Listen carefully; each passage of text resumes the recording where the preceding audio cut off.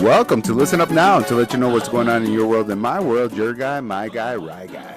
Welcome back to the Listen Up Now podcast. Really excited to be here. We have an awesome guest here with us. We're joined by our super duper guest. Hey, Barry Morgenstein, America's headshot photographer and the photographer of the new best-selling Rock and Soul. Well, congratulations and welcome to the show, Barry. I'm going Thank to you, jump guys. right into it. And first of all, amazing book. But Appreciate it. the number one question I have is, what was your first camera? I know it was a Nikon. Back in the film days, I was definitely using Nikon. I might have been an F3 if such a thing existed. I don't know why that seems to ring in my head. It was an F3 or it was definitely a Nikon. And what made you get into photography? When I was a teenager, I grew up a rock and roller, long-haired rock and roller. I played guitar. I wanted to be in a band, and I kind of was in a band, but it wasn't long before I realized I was pretty bad at playing guitar. So I had no future in the rock and roll business. But a lot of my friends were musicians. I picked up a camera and I just kind of started photographing my friends, and I kind of realized, you know what? I love music. I have a feel. I know how to capture these people, and this is kind of my into the music or rock and roll world. So that was kind of the beginning. We've really been enjoying the book. We have it here, right here. I think something that really strikes me about the book is its ability to tell stories, and it spans decades. What changes do you feel have most shaped the way you work over that time? I'm not a rock and roll concert photographer anymore. Now I'm a portrait headshot photographer. So yeah, those days are behind me. It's definitely different times. Of course, working digital now instead of the good old film days. No longer waiting to see if my photos came out or not. That's right. Yeah, that's really kind of the biggest changes. Are just I don't shoot the concerts. There's not really a lot of bands I would even want to shoot these days. All the good guys are pretty much gone. So Well, let's take it back a little bit. And I want to start with the cover of the book. Why those four images? no, I wanted to cover because I have so many styles and it's rock and soul, but I was going to call it a rock and roll book. But I've shot jazz, I've shot blues, I've shot folk, country, rock and roll, pop. So I wanted to feature. I think on the cover it kind of represents. I've got the King of the Blues, B.B. King. I've got Paul McCartney, a Beatle, Miles Davis, jazz, Michael Jackson, King of Pop. So it kind of shows what you might expect inside. Just a nice variety of a lot of different styles of different music, great musicians, legendary musicians. Your portraits really have an instantly recognizable look. They're raw yet polished, intimate but powerful. No, I appreciate that. Thank you. I kind of hesitated to do the book because there's so many great rock and roll photographers out there, and I'm thinking, oh well, how's mine going to be different? But I kind of not to brag, but I guess I think mine do stand out a little differently. I remember when I was young, when I first started shooting concerts, a buddy of mine, a mutual photographer, said, well, your photographers just look like portraits, kind of almost. Even the live stuff kind of looks like. Again, not bragging, but that's kind of what people said. And I think I kind of have that captured that in the book, hopefully. Please brag because these photos are amazing. I went to your event here in the DMV and thank you for having me. Oh, she was And great. one of my favorite pictures I saw there was the Miles Davis. Hmm. Walk me through what you were thinking, if you can, during that time, because he's such an iconic Right, musical figure. right. But to be able to, one, wait for that shot per se, but two, I read there that it took him about an hour before he turned around. Right, exactly. So What people was that like, just watching him out there? So I'm hired to shoot this concert. And this guy Miles Davis, as anybody who knows him, obviously he was brilliant, but also a little bit probably quirky or eccentric, I guess would be the word. So he does what he wants, and he just whatever this reason decided he's playing his back to the audience for the first full hours. And I'm just sitting there thinking, please turn around so I can get your photo. I was like, that's why I'm here. It's like finally he did, and I got some pretty cool shots. Well, let me ask you while you're there in that moment, as he's turning around, are you just like your fingers Bang. just hitting that button? Snapping away, shooting good because you never know. Is he going to turn around, back around? Is he going to turn his back? Did he give me? Is he only going to give me 10 seconds to shoot? So you got to shoot fast and just hope you get it. And do you prefer doing shoots in the moment or more of a planned shoot? Back in the rock and roll days, I think the concerts were great. Those they were challenging, and you're hearing the music, so you're feeling the music, so you're really inspired to get the shots, and they're challenging. It's not. It was always a lot of times difficult situations, but it was fun to. Sometimes you might have just two songs, that you're allowed to shoot in the photo pit, and they boot you out. So you really have to like concentrate, get that shot, work hard, and concentrate. do the light metering because again, it's not digital, so you can't see what you're shooting, or how it's coming out. So I enjoyed the concerts. You get to hear the music basically, especially if it's an act that I really love. So shooting somebody like Stevie Ray Vaughan, I'm in heaven shooting it, trying to enjoy the music at the same time, really trying to capture the image, but it makes it more enjoyable when you're loving the music. Absolutely. Do you feel like having that passion for what you're doing results in a better product? Like, let's say if you were shooting one particular band or artist who you liked a lot versus another you weren't so keen on, did you find that those portraits would come out better typically? That's a good question. You would think so because there were some bands that I really was not enjoying. But what you just kind of like maybe the lighting's really cool or the person looks really Mm. good. And they're great entertainers. So I think the photos come out equally as good, even if maybe you're not enjoying it. I had to do a few of like really loud heavy metal bands, which I'm not into, and it was just like, oh my God, my ears were blowing up. It's like get me out of here at one point, but at the same time, it looks kind of cool, and I did get some killer shots. One example in the book is Megadeth was a band I shot in. I'm not into real heavy stuff, but you know what? It's one of my favorite shots in the book of Dave Mustaine. Just like it was a really cool capture with the lighting. Oh, that's it right there. I think you just turned to it. Yes, I have it right here. Right. I love the So, red shots, by the way, with the red yeah, lighting. Some of my yeah. favorite. I think that was Madison Square Garden, and again, it was sometimes the situation was they would not let you use a flash, so you had to shoot the available light, which I guess was okay with me because to me those were the coolest shots, like that one, the Miles Davis, again, very moody lighting, and that just fits. That almost looks like it's on fire with Dave Mustaine there. And when you're at a show, have you found the crowd to be supportive of what you're trying to do, or do they kind of just throw you to the side and you have to battle Yeah, the I've had shot? some battles if you like in the photo pit, and it's like some again like a show like Megadeth or maybe a metal show, they might be a little more rowdier. And I remember I think it was a show like that. I was in the photo pit, and some guy actually I felt him spit on my neck.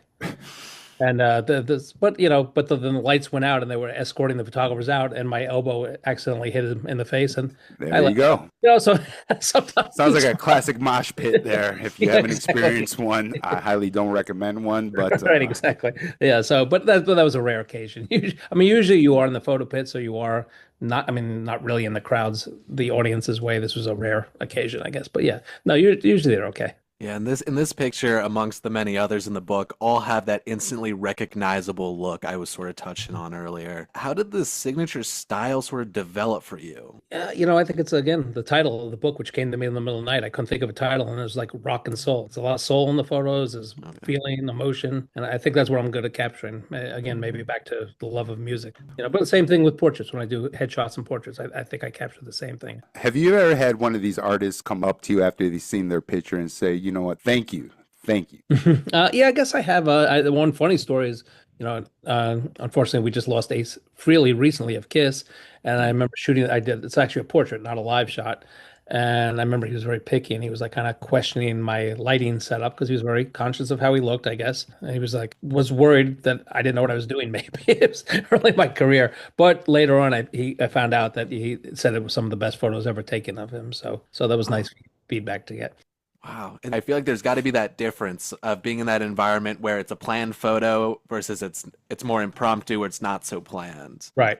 How do you approach a session to uncover the authentic version of someone in a setting like that? Let's say if it's someone like that musician there who was maybe a little nervous or guarded, for example. Well, it's like anything I do. Like when I shoot like an actor or two these days, or an actress, or anybody, news person, it's just like you're just talking to them and making. I think they realize I'm just kind of like a laid back, in that case, a music fan. Wasn't like a stalker fan, but I was, just like a kind of a laid back guy, and I make them comfortable, and we just talk and hang out, and just then I start shooting, and I kind of capture them at ease. And while we're on the subject of great actors that you have either worked with or participated taking their photos of, the Gary Sinise and Lieutenant Dan band. Hmm. So many questions about that. Yeah. Why was that one of your favorites? Well, one, I'm a big supporter of the military and veterans like Gary Sinise is. Of course, I admire him as an actor, but I admire him for what he does for our veterans. And so shooting that show, I was actually volunteering with another veterans organization.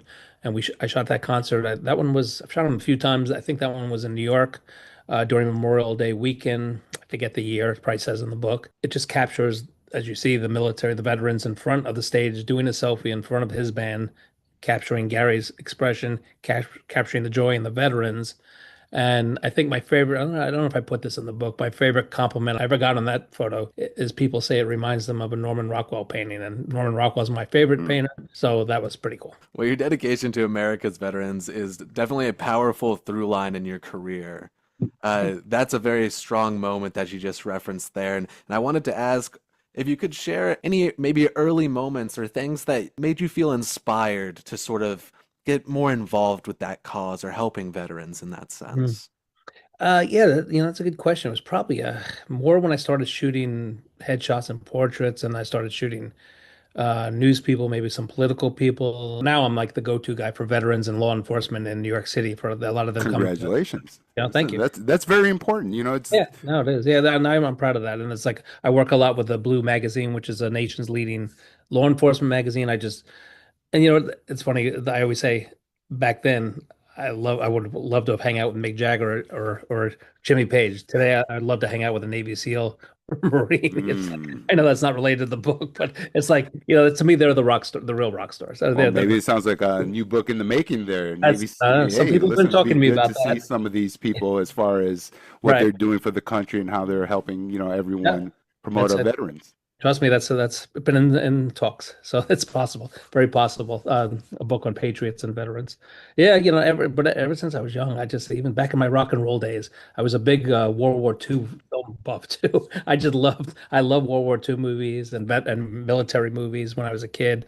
Probably because my used to look over my dad's shoulder watching Patton, and I kind of, so I kind of just really got into that. So I think that just kind of stuck with me, and then I really started, admiring obviously what they do for our country and getting to know them. They're the most humble, nicest people too. And I feel like from reading someone who's maybe just read the book, maybe they don't realize you're so deeply committed to the family photography and commercial branding aspect of the work. How does your approach shift when capturing a rock star versus, say, a family or a CEO? Uh, yeah, that's a good question. I guess, I think I'm always not like my personality changes when somebody comes in. I'm just on myself. So it's just, again, a matter of just hanging out and chatting with people and making them comfortable. So yeah, I don't think there's any different approach. If it's a family, I may not have the same soundtrack going if it's a if it's a band. Sure, You know. just still being your same authentic self Yeah. through Yeah. Yeah, it. I'm kind of known in my studio. I have my little famous jukebox that has my playlist playing. So people love the playlist I have going on. So that helps the mood too. We have music going on and just like real friendly atmosphere. So And what are one of your favorite songs to play when you're trying to make the environment a little less stressful? I don't know about a song, but I mean, artists, it could be anywhere. If I want a laid back mood, I might have Billie Holiday. If Mm. it's want more upbeat, Led Zeppelin, the Stones, the Beatles, something like that. Sly and the Family Stone is a favorite in the studio. At least that gets me going. Hopefully, hopefully the client is happy too. It got to the point. I think I used to in the beginning. I used to ask my clients, "Well, what kind of music do you like to listen to while we're shooting?" And they would pick. And I think one time I had a client pick Britney Spears, and I had to listen to that for the entire shoot. So I stopped asking people what they wanted. I just played what I want. So, but they're usually happy. That's good. Got to set the tone. Sometimes Right. if you give too much authority Exactly. in that end, they can start putting Right. on Backfire. something else. Right. Yeah. Photographer can't be miserable. Listen to bad music. And and that might fall into a category of something a young photographer might make a mistake doing, maybe giving Right. too much power to the person they're Exactly. taking pictures Don't ask them to to. pick the music. What are some of the biggest mistakes that you see these new photographers making today? And what sort of advice would you pass on to that next generation? So maybe not even today's photographers, just photographers in general. I used to hear things like, oh God, I shot with this photographer. And he was so rude, or he was like had an attitude. Is like, don't have an attitude. First of all, there's nothing to have an attitude about. It's like, just you're supposed to make the client feel comfortable, so you're supposed to be friendly and make them feel comfortable and relaxed. It's supposed to be a fun experience, so don't have an attitude and don't just be friendly. I just get people who's and another. I guess another advice I do give people is ignore rejection. We all Mhm. get rejection. I have got rejected many times from people, and you could get frustrated and just give up, say, all right, I guess I'm not good at this, move on to something else. I always tell people, you know what? They told Elvis Presley to go back to truck driving, and So somebody said that to him too. So good thing he didn't listen. You get negative feedback, and if you believe in what you do and you really love what you do, then just keep pushing forward, and you'll be all Well, right. clearly your book is full of passion and purpose here. And what was that first yes you got that made you say, "Hey, I'm here. I'm stepping into a new level into my craft"? Yeah, I don't think there's an artist or a person that I can really remember saying that. I just remember, early on, again, people said, "Yeah, you have a knack for capturing musicians." Like I said, my a buddy of mine years ago kind of said that, made that statement, that they kind of stand out my live shots more like portraits. So it was just early on feedback. Same thing with portraits too in the studio. I could just feel the feedback that they would look at the photos and I was get like a wow. Back then with portraits, instead of seeing the film right away, it was a Polaroid camera. So you'd pull out the Polaroid Do and I show it. remember it? Yeah. So, but when I hear the wow or like, oh my God, then they really relax because they know they're looking good. So makes the shoot go smoother and easier. So it was those early, a lot of those examples when I thought I was onto something, and glad I gave up guitar. Well, it seems like it all worked out for you. You found your true passion, even though the guitar might be fun from time to time. We are getting just about at the time here, and we really appreciate you giving this time here to share a little bit about your story, your expertise, and just as big fans of the book, just also giving some more context to some of these pictures and experiences has been really awesome to hear. So we thank you again, Barry, for all Thank that. you. Appreciate that. Of Yeah, course. and I want to know what is the second book you're going to release and when? Yeah, actually, people have been asking for Rock and Soul Part Two already because I do have a lot of more images. There's some I left out. I was like, oh my God, why did I leave that out? And I'm thinking because I have thousands of slides. Mm. But at the same time, like we talked about earlier, people have been saying, trying to get me to do a portrait book too of my portraits, maybe leaning towards a theme of, patriots or veterans too. Yeah, that Law would be enforcement. So, amazing. hopefully that'll be down the road. I'm with a really great publishing company that I happen to find, Ballast Books. So the thing is, this is their first coffee table music Okay. book. But what they do, they almost all their books, if you check them out, it's all veterans, all military theme books, veterans. So it's an honor to be with them. So they're really pushing me to do that down the road too. I think they're excited about that too. If you want to get the book, the thing is, it became a unexpected bestseller now on Amazon. So we are actually selling out really fast. And it's not a sales pitch. It's just the truth.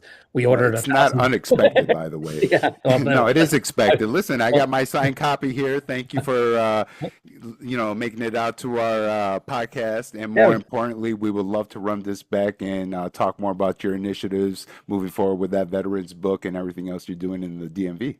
I appreciate that. I was going to say too that they just go to my website if you do want to buy the book. It's sold out on Amazon. My website has it. You'll get a signed copy, barrymorgenstein.com. We appreciate it. We're going to put the link up. Here's the cover Thank of you, the book right now. And absolutely guys. amazing conversation. Thank you, guys. Thanks for having me on.